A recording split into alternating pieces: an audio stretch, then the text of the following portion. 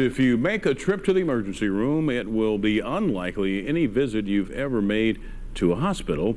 Well, local hospitals have already implemented their swine flu preparedness plans. As Stephanie Flynt tells us in tonight's Medical Matters, those plans are aggressive.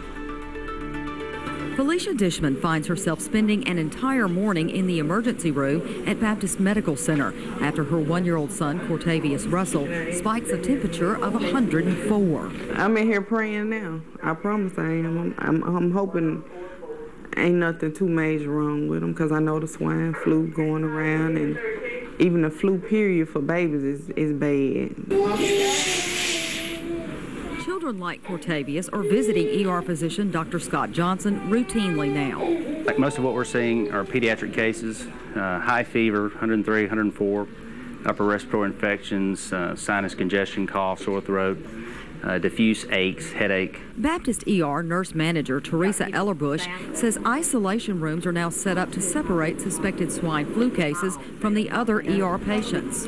We have masks at our door, so if you come in and you have a cough or flu-like symptoms, we ask you to go ahead and mask. We have divided our waiting room into an area where people present with flu-like illness. We put them over in that side of the waiting room. The other side are for our routine emergency department patients. Already, the pandemic flu has patient numbers growing.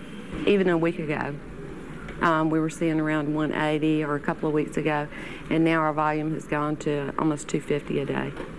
A day? Mm-hmm. I think we'll see a large influx of patients. I think that we'll test our system.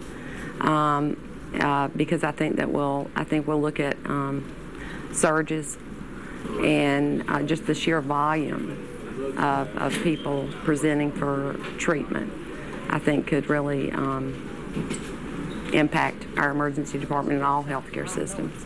Like most patients who come in with fever and respiratory symptoms, Cortavius is tested for an A strain flu, which is the type swine flu is. But there's a big problem. The test is not very accurate for picking up swine flu.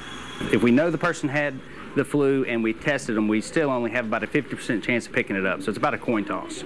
So, in other words, for instance, this child tested negative, but you can't say for sure that he doesn't have swine flu. Correct. Fortunately, even though Cortavius is sick, Dr. Johnson rules out any potential complications and releases him to the loving arms of his mother. Mama know him don't feel good. For Medical Matters, I'm Stephanie Flynt. And for more health news, log on to our website, WLBT.com, and click on Medical Matters.